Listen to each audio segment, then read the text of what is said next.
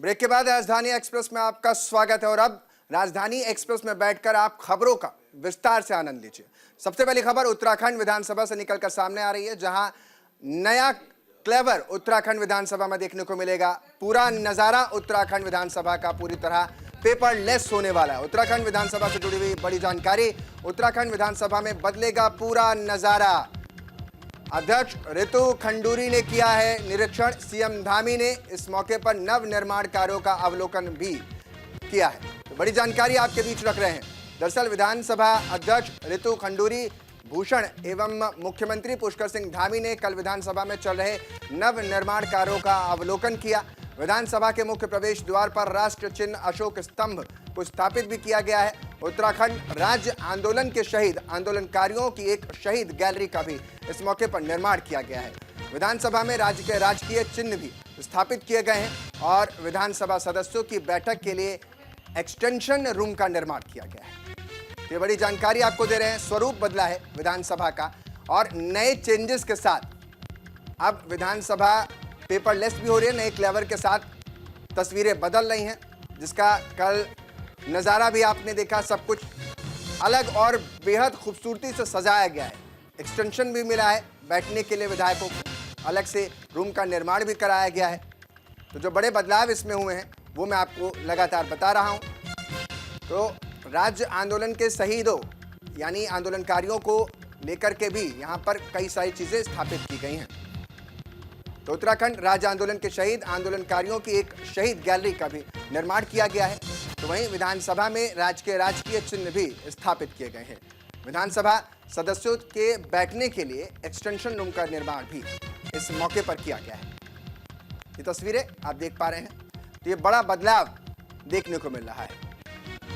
तो बड़ी जानकारी आपके बीच रख रहे हैं, उत्तराखंड से जुड़ी हुई सामने आ रही है, जहां पूरा जो विधानसभा का क्लेवर है वो बदलता हुआ नजर आ रहा है। स्वरूप बदल दिया है और इसी नए स्वरूप के साथ अब विधानसभा नजर आएगी। विधानसभा अध्यक्ष रितु खंडूरी भूषण और मुख्यमंत्री पुष्कर सिंह धामी ने कल ही विधानसभा में चल रहे नव निर्माण कार्यों का अवलोकन किया था। विधानसभा के मुख्य प्रवेश द्वार पर राष्ट्र चिन्ह अशोक स्तंभ को स्थापित किया गया है। तो वहीं उत्तराखंड राज्य आंदोलन के जो शहीद हैं आंदोलनकारी हैं उनके लिए भी एक शहीद गैलरी का निर्माण किया गया। बड़ी जानकारी आपके बीच में। विधानसभा में राजकीय चिन्ह भी इस मौके पर स्थापित किए गए हैं और विधानसभा सदस्यों के बैठने के लिए एक्सटेंशन रूम का निर्माण इस मौके पर देखने को आपको मिल जाएगा। तो स्वरूप बदल गया है। दूसरी बार बीजेपी अपनी सरकार चला रही है। यहाँ पर चुनाव जीत करके दूसरी बार, पहली बार ऐसा हुआ है कि उत्तराखंड ने एक सीएम को या एक सरकार को रिपीट किया हो और उसके बाद नए स्वरूप के साथ आप उत्तराखंड की विधानसभा को देख रहे हैं। ये ई नेवा के तहत पूरे विधानसभा को डिजिटल करने का प्रयास है। प्रयास तो क्या कहेंगे, भारत सरकार के माध्यम से हमें फंड मिलता है कि हम अपने सदन को डिजिटाइज करें और उसके तहत इसमें पिछले 5-6 महीने से हम लोग काम कर रहे हैं। जहां सदन के अंदर टैबलेट्स आए हैं अब और उनके माध्यम से अब सदन चलेगा। कंप्लीटली पेपरलेस तो पहली बार हम नहीं हो पाएंगे, लेकिन स्लोली हम उस प्रोसेस में हैं। 2000 से जितने भी डॉक्यूमेंट्स हमारे पास थे उनको हमने डिजिटाइज किया है और जिनकी आवश्यकता नहीं है उनको शेड कर दिया गया है।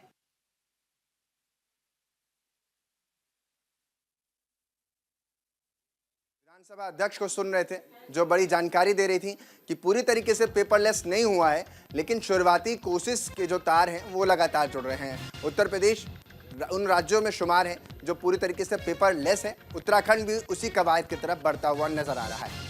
सन 2000 में अलग हुआ था उत्तर प्रदेश से और उसके बाद एक अलग राज्य बना और लगातार विकास के मामले में उत्तराखंड नए आयाम गढ़ रहा है। पिछले यूं कह लें कि लगभग एक दशक हो चुके हैं जब अब बीजेपी की सरकार वहां पर है और लगातार एक दशक होने की तरफ बढ़ रहा है।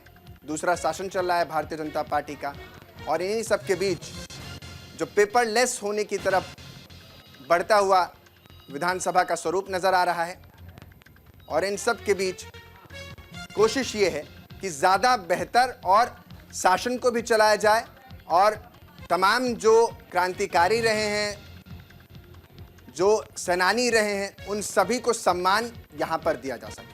और इसी की तरफ उत्तराखंड विधानसभा में स्वरूप के साथ साथ प्रारूप भी बदलता हुआ नजर आ रहा है।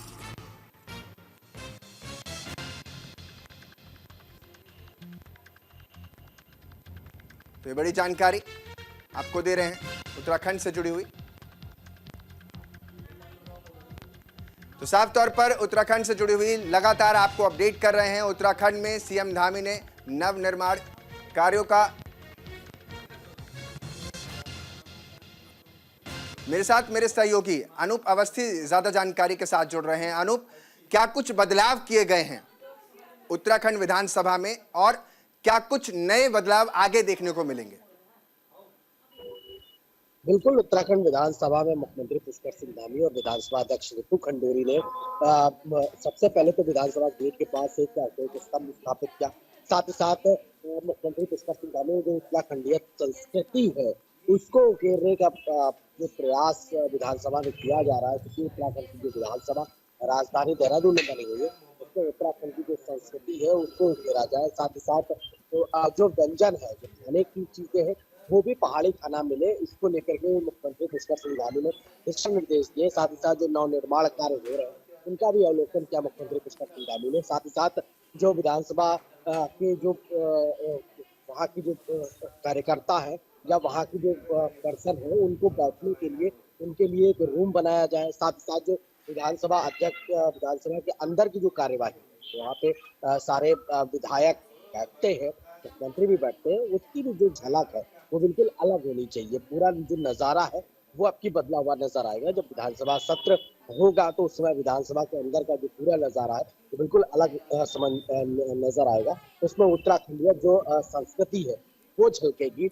साथ ही साथ जो उत्तराखंड के पारंपरिक व्यंजन है, जो उत्तराखंड की वाद्य यंत्र है, उनकी झलक देखने को मिलेगी। तो उत्तराखंड विधानसभा में मुख्यमंत्री पुष्कर सिंह धामी ने जो निर्माण कार्य चले उनका अवलोकन भी किया और साथ ही साथ विधानसभा अध्यक्ष रितु खंडूरी ने भी इस बात को बोला कि इस बार जो उत्तराखंड की विधानसभा होगी, जो उत्तराखंड जो विधानसभा सत्र होगा वो बिल्कुल अलग तरीके से होगा और इसमें उत्तराखंड की पहचान सबसे बड़ी चीज ये है कि उत्तराखंड की पहचान दिखाई देगी। जी अनूप, जो एक तस्वीर की आप भी जिक्र कर रहे हैं कि सब कुछ बदलने की कोशिश है, इन सब के बीच कितना कुछ इस पर खर्च किया जा रहा है, कोई जानकारी निकल कर सामने आ रही हो?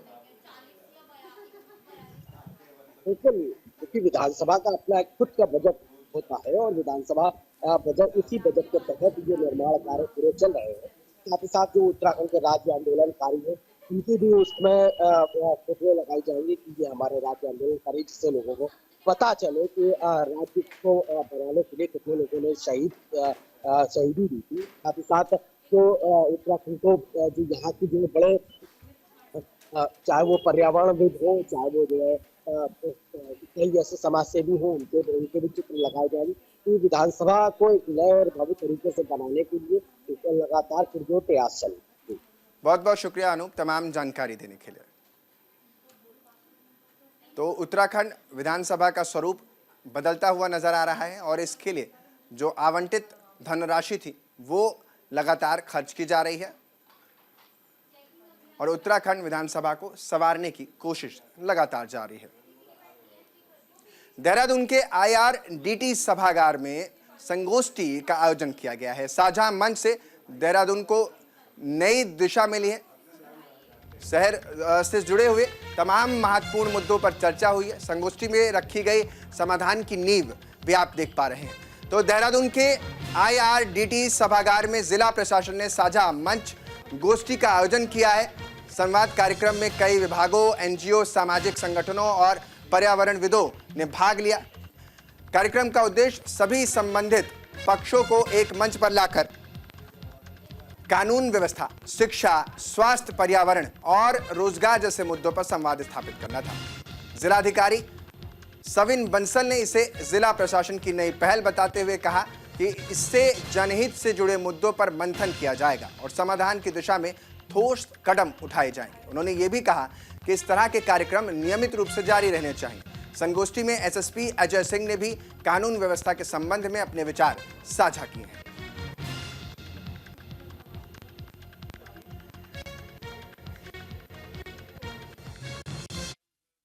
महोदय और सीडीओ साहब ने यहाँ पर जो रखी साझा मांग, जिसमें हमारे जो सामाजिक मुद्दे हैं, या कहेंगे कि जिस मुद्दों से जो है पब्लिक सबसे ज्यादा अफेक्टेड होती है, अपेक्षाएं है, चाहे वो हमारी स्वास्थ्य की ले ले, चाहे हम कूड़ा प्रबंधन की ले, ट्रैफिक की ले, ये सभी मुद्दों को इसमें रखा गया। और एक से एक पैनलिस्ट भी आए और इसमें गवर्नमेंट के जो हमारे अधिकारी हैं उनको भी इसमें ब्रीफ कर रहे हैं और आमजन भी इसमें सवाल पूछ रहे हैं, सुझाव दे रहे हैं। जैसे मैंने देखा कि अभी ट्रैफिक वाले और इश्यूज पर चर्चा हुई, बहुत अच्छे सुझाव भी आए, कुछ लोगों ने लिखित में भी दिया है। तो मुझे लगता है कि इस तरह के साझा मंच में जो लोग शामिल है उनके सुझाव पर हमें इम्प्लीमेंट करना चाहिए। मैं और पुलिस विभाग की तरफ से इम्प्लीमेंटेशन होगा जो अच्छे सुझाव है।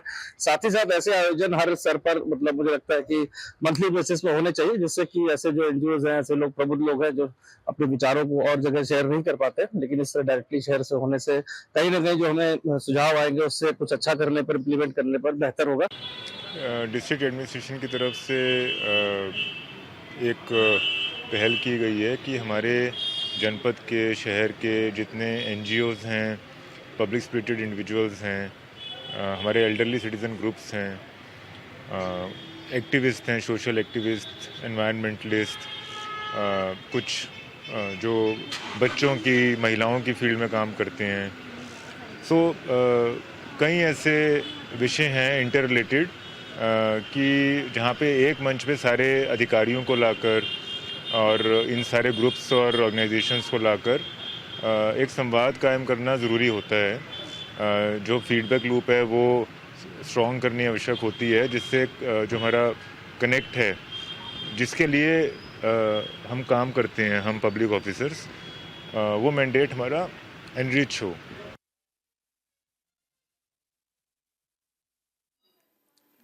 उत्तराखंड राज्य निर्वाचन आयोग का बड़ा फैसला देखने को मिला है। दरअसल चुनावी खर्च का उन्हें ब्यौरा देना होगा, ब्यौरा नहीं देने पर कार्यवाही भी की जाएगी। तो बड़ी जानकारी, 3 साल के लिए लग सकता है प्रतिबंध। उत्तराखंड में होने वाले निकाय चुनाव में इस बार राज्य निर्वाचन आयोग ने खर्च की सीमा बढ़ाने के साथ ही कड़े नियम भी लागू कर दिए हैं। सभासद सदस्य हो या नगर निगम मेयर प्रत्याशी, चुनावी खर्च का ब्यौरा प्रमाण के साथ देना होगा। ऐसा नहीं करने पर आयोग 3 साल तक का प्रतिबंध लगा देगा। इसके बाद प्रत्याशी चुनाव नहीं लड़ पाएगा। बड़ी जानकारी आपके बीच रख रहे हैं।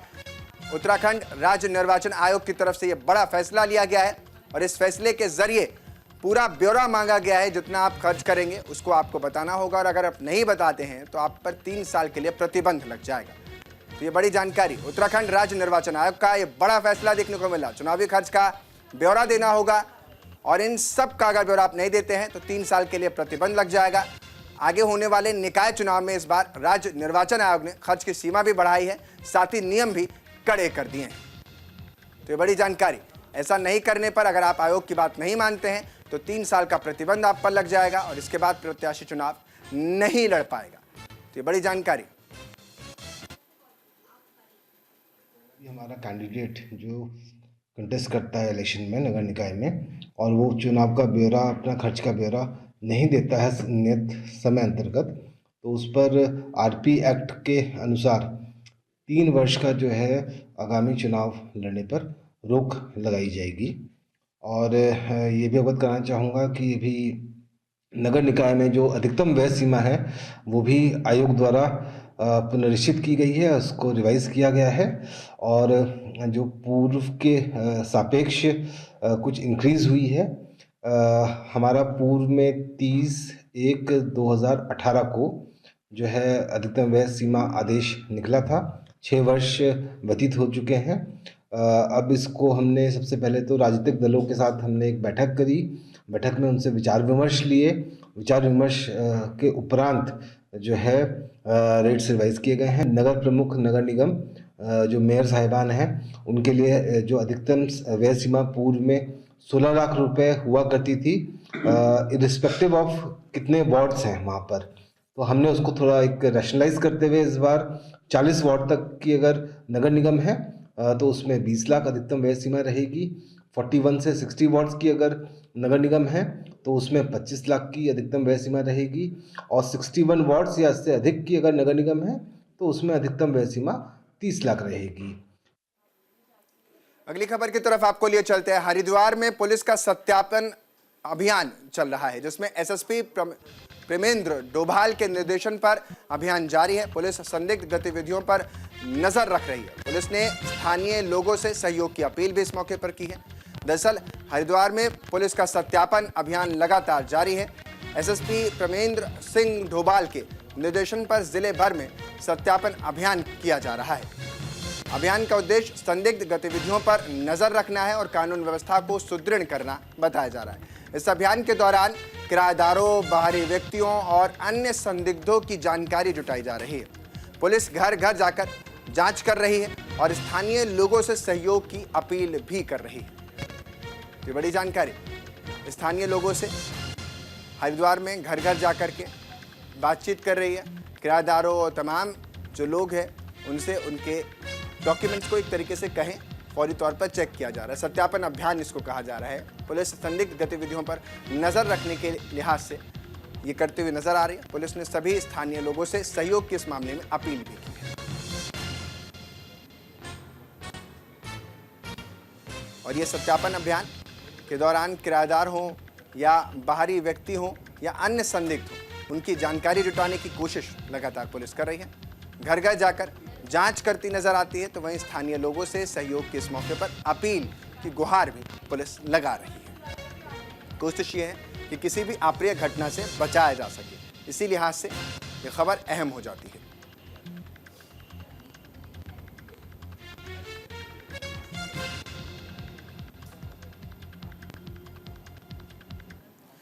अगली खबर की तरफ आपको लिए चलते हैं। देहरादून में पुलिस का चेकिंग अभियान चल रहा है, जिसमें पब्लिक प्लेस से शराब पीने वालों पर एक्शन देखने को मिला। बड़ी जानकारी देहरादून से निकलकर सामने आ रही है। पुलिस का चेकिंग अभियान चल रहा है।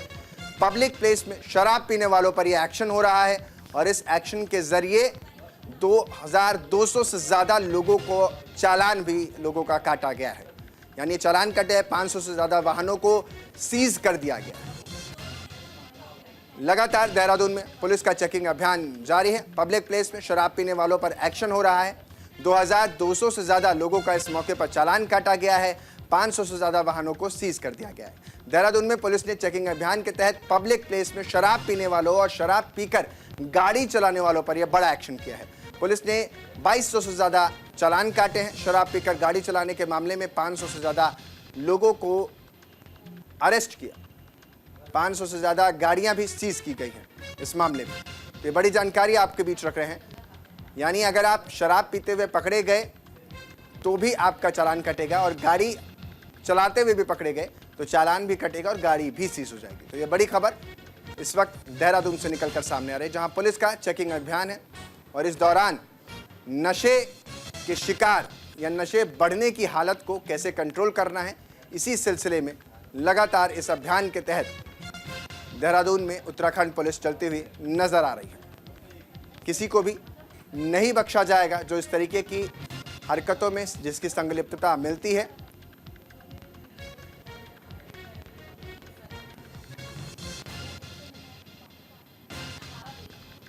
मेरे सहयोगी इसी खबर पर ज्यादा जानकारी के साथ संजय पुंडीर हरिद्वार से जुड़ रहे हैं। संजय, एक अच्छी पहल देखने को मिल रही है। किसी भी तरीके के नशे पर प्रतिबंध लगाने के लिए सरकार और शासन युद्ध स्तर पर प्रयास करा। कितने चालान काटे गए हैं, क्या कुछ अब तक इसमें हुआ, अपडेट कीजिए।